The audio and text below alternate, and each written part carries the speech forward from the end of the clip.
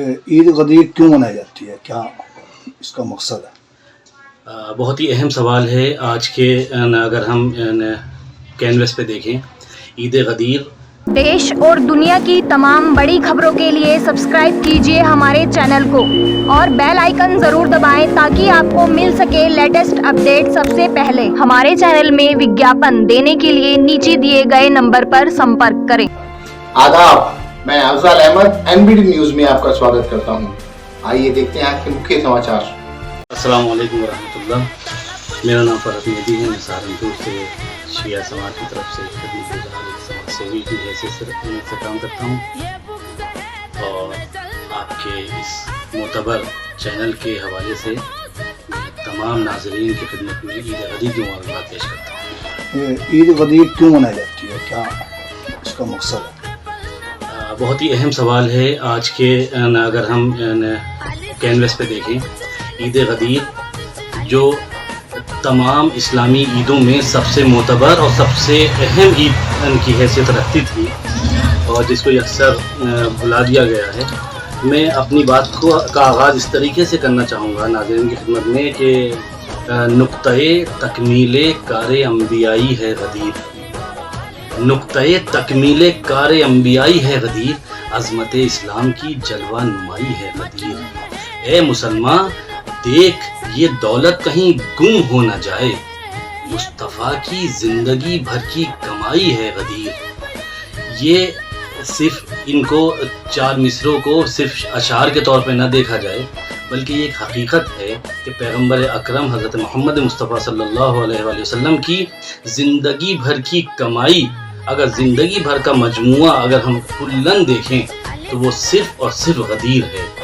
غدیر کی ایک اہمیت ہے مذہب اسلام میں.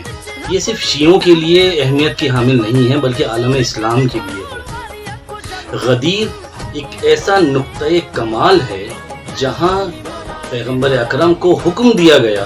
کبھی وحی الہی کا ایسا رخ نہیں دیکھا گیا کہ پروردگار عالم نے اتنی شدت سے اور اتنی یعنی بار بار ریپیٹیشن کے بعد اس طرح پیغمبر کو حکم دیا ہو کہ اے پیغمبر، اے میرے رسول، آپ وہ پیغام پہنچا دیجئے اس اپنی امت کو جو آپ کو پہلے بیان کیا جا چکا ہے، اور یاد رکھیے اور بالکل بے فکر رہیے کہ آپ کو ہم دشمنوں سے محفوظ رکھیں گے.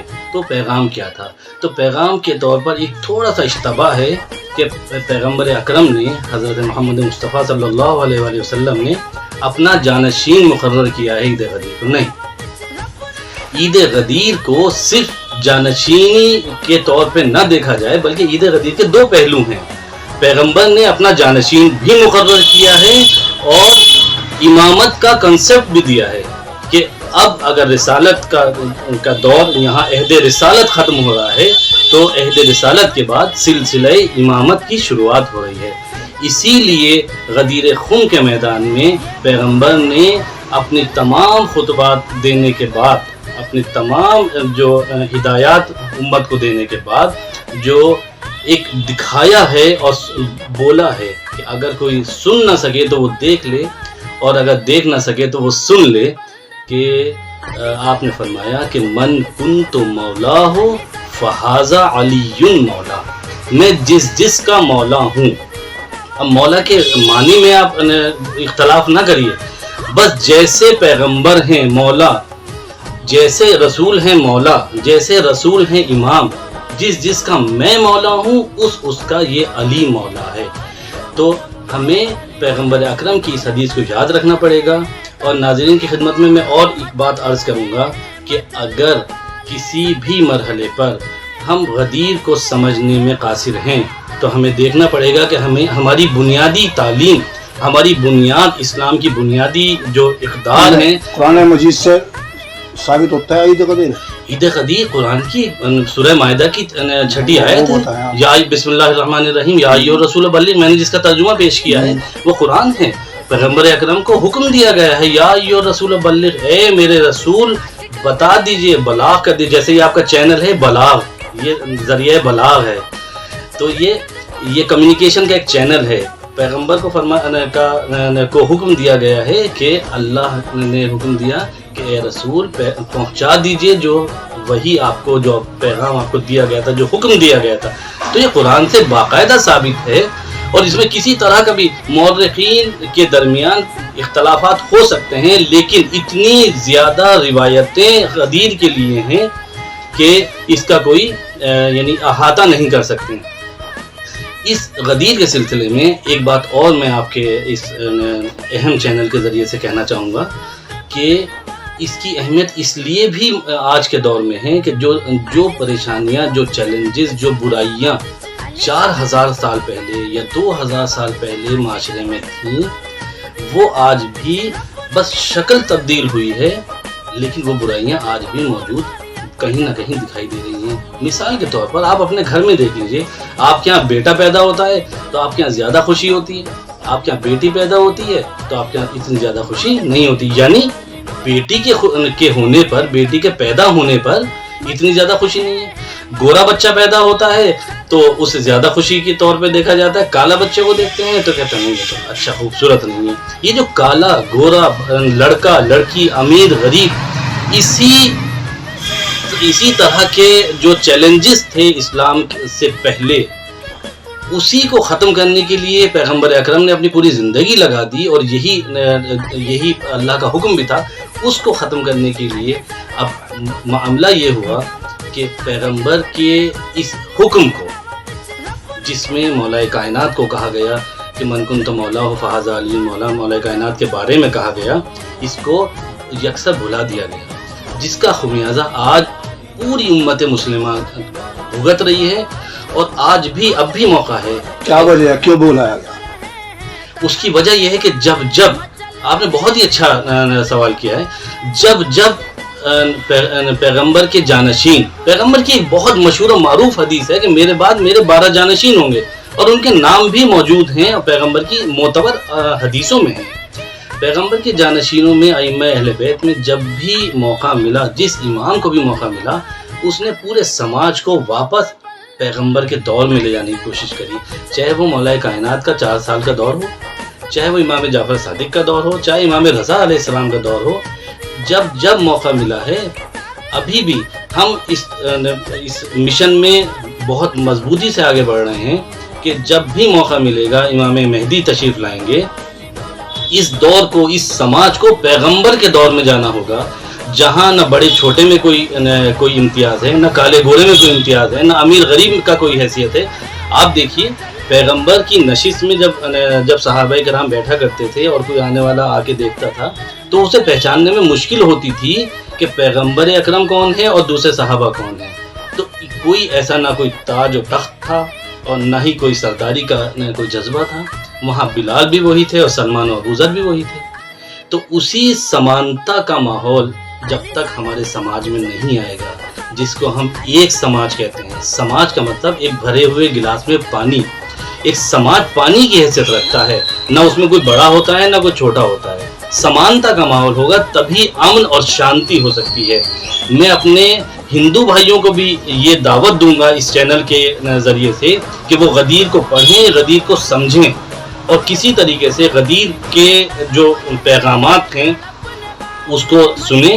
اور اگر کسی طرح کی بھی کوئی مدد کی ضرورت ہوگی، کسی طرح کا لٹریچر کی ضرورت ہوگی، تو میں نے پہلے بھی غدیر کے بعد اسلام میں کیا بدلا، کیا چینجنگ آئی؟ دیکھیے غدیر ایک ایسا اہم موضوع ہے جو پیغمبر اکرم کی زندگی میں ایک ہی مرتبہ رونما ہوا ہے. بہت ساری چیزیں ہوئی ہیں، جیسے دن ہو رہا ہے، رات ہو رہی ہے، کھانا ہو رہا ہے، پینا ہو رہا ہے، سو رہے ہیں، جاگ رہے ہیں. پیغمبر نے اپنی زندگی میں صرف اور صرف ایک حج کیا ہے، اور وہی پہلا اور آخری حج تھا. جب مدینے سے تشریف لے جا رہے تھے تو اکیلے گئے، مولا کائنات کو یمن بھیجا اور کہا کہ وہاں بھی اعلان کرو کہ میرے ساتھ حج کرنے چلے. چاروں طرف کے جو اسٹیٹس تھے، ملک تھے، اس پہ سے بلایا گیا اور حج کرنے کے لیے وہاں اکٹھا ہوئے مکے میں کہ دیکھو مجھے دیکھ لو کس طرح حج ہوتا ہے. کیونکہ اگر آپ نے دیکھا ہو کہ نماز ایک ایسا بڑا موضوع ہے اور اتنا بہترین موضوع ہے، اس کے لیے کتنی بڑی حدیث ہونی چاہیے تھی پیغمبر کی ہو سکتا ہے کہ بہت بڑی حدیث ہو سکتی ہے. تو ناظرین کرام، میں آپ کی خدمت میں عرض کروں کہ نماز کے لیے سب سے چھوٹی حدیث ہے سلو کما اصلی. نماز کیسے پڑھو؟ جب پیغمبر سے پوچھا گیا تو آپ نے فرمایا نماز ایسے پڑھو جیسے میں پڑھتا ہوں. یہ ایک اور حدیث ہے، سلو کما رأیتمونی اصلی، نماز ایسے پڑھو جس طرح مجھے پڑھتے ہوئے دیکھتے ہو. تو بعین ہی اسی طرح یہ بھی حج کا مسئلہ تھا کہ حج ایسے کرو جیسے مجھے کرتے ہوئے دیکھ رہے ہو. ایک ایک رکن حج کا پیغمبر نے کرا اور کر کے دکھایا. آج حج جیسے اتنا معتبر پلیٹ فارم میں بھی دو باتیں دیکھنے کو ملتی ہیں. کوئی طواف النساء نہیں کر رہا ہے، اہل تشیع طواف النساء کرتے ہیں، واجب ہے اہل تشیع کے یہاں طواف النساء کرنا. یا اور چھوٹی چھوٹی جو رسومات ہیں، جو رکن ہیں پیغمبر نے بتائے ہیں، وہ ملت اسلامیہ نے چھوڑ دیے ہیں. تو وہیں سے عید غدیر کے بعد جب سب طے ہو چکا کہ یہ معاملہ، یہ مولا کائنات کی ولایت کا اعلان ہو گیا، امیر المومنین کو جانشین پیغمبر ڈکلیئر کر دیا گیا، سب لوگوں نے مان لیا، انکلوڈنگ خلفائے ثلاثہ نے، حضرت ابوبکر نے، حضرت عمر نے، حضرت عثمان نے باقاعدہ اس کو تسلیم کیا. لیکن آنے کے بعد پیغمبر کی حیات تک یہ بات صحیح رہی. حیات کے اسی دن جس دن پیغمبر کی رحلت ہوئی، وہیں سے کچھ لوگوں نے اپنا نظریہ بدلنا شروع کر دیا اور اسلام کے اندر ایک تفریق پیدا ہو گئی، جس کے لیے بہرحال ہمیں بھی افسوس ہے. اور ملت اسلامیہ کے اندر جو اس وقت الگ الگ راستے ہو رہے ہیں، انہیں ایک دن ملت اسلامیہ کو سر جوڑ کے بیٹھنا ہوگا اور سوچنا ہوگا کہ نقطۂ اختلاف کیا ہے، اصل بنیادی خطا کہاں ہوئی ہے. ہمیں واپس لے جانا پڑے گا اس سماج کو اسی دور میں جو پیغمبر اکرم کا دور تھا. جس طرح پیغمبر چاہتے تھے اسی طرح اسلام. یہ دین میرا اور آپ کا دین نہیں ہے، ہم دین پر چلنے والے ہیں، ہم مسلمان ہیں، یعنی ہم سرنڈر کرنے والے ہیں، ہم تسلیم کرنے والے ہیں، ہم فالوورز ہیں. ہم نے بنایا نہیں ہے یہ دین، جیسے دنیا کے بہت سارے ادیان ہیں، مذہب ہیں، بنے ہوئے ہیں. یہ ہم نے بنایا نہیں ہے، یہ الہی دین ہے، اللہ کا دین ہے. ہمیں اس پر چلنا ہے اور اس طرح چلنا ہے جیسے پیغمبر اکرم حضرت محمد مصطفیٰ صلی اللہ علیہ وسلم. جو آج کا جیسا ماحول چل رہا ہے ہندو مسلم کا، اس کے بارے میں آپ دیکھیے، ہندو مسلم کا جو اس وقت چل رہا ہے، مجھے تو ایسا لگ رہا ہے کہ یہ ایک وقتی طور سے کوئی کچھ مفاد پرست جو سیاستداں ہیں، یہ اپنی تھوڑی اپنی سیٹ بچانے کے لیے یا اپنی جگہ بنانے کے لیے یا اپنا مقام بنانے کے لیے یہ اس چیز کو ہوا دے رہے ہیں. میں آپ کو یقین دلا دوں، جس جگہ آپ ابھی تشریف رکھتے ہیں، میرے اس برابر میں ایک پورا ہندو محلہ ہے اور میرے اور ان کے درمیان کوئی بھی اختلاف نہیں ہے اور آج تک نہیں ہوا ہے. تو عام لوگوں میں اس طرح کی چیزیں نہیں دیکھنے میں آتی ہیں. یہ ایک معاف کیجیے گا، آپ ہی لوگ ہیں جو اصل میں ان چیزوں کا ہوا دیتے ہیں، جو میڈیا ہی ہے جو اس چیز کا ہوا دیتا ہے. ورنہ تو گراؤنڈ لیول کی جو اگر ریالٹی کو دیکھا جائے تو ہندو اور مسلمان میں کوئی نہ مت بھید ہے نہ کوئی. میں آپ کو بتا دوں، اگر آپ سہارنپور کے بازار کا ذرا معائنہ کریں تو ہندو دکانوں پہ مسلمان کاریگر ہیں اور کام کرنے والے ہیں، مسلمان دکانوں پر ہندو کاریگر ہیں اور ہندو دکانوں پر مسلمان خریدار ہیں. تو مجھے نہیں لگتا کہ یہ سچائی میں ہندو اور مسلمان میں کچھ بھی مت بھید نہیں ہے. یہ سیاست ہے، خدا اس کا سدباب کرے اس بری سیاست کا. تو میں یہی اپیل کروں گا کہ سب لوگ ہندو مسلم سکھ عیسائی آپس میں ہیں بھائی بھائی.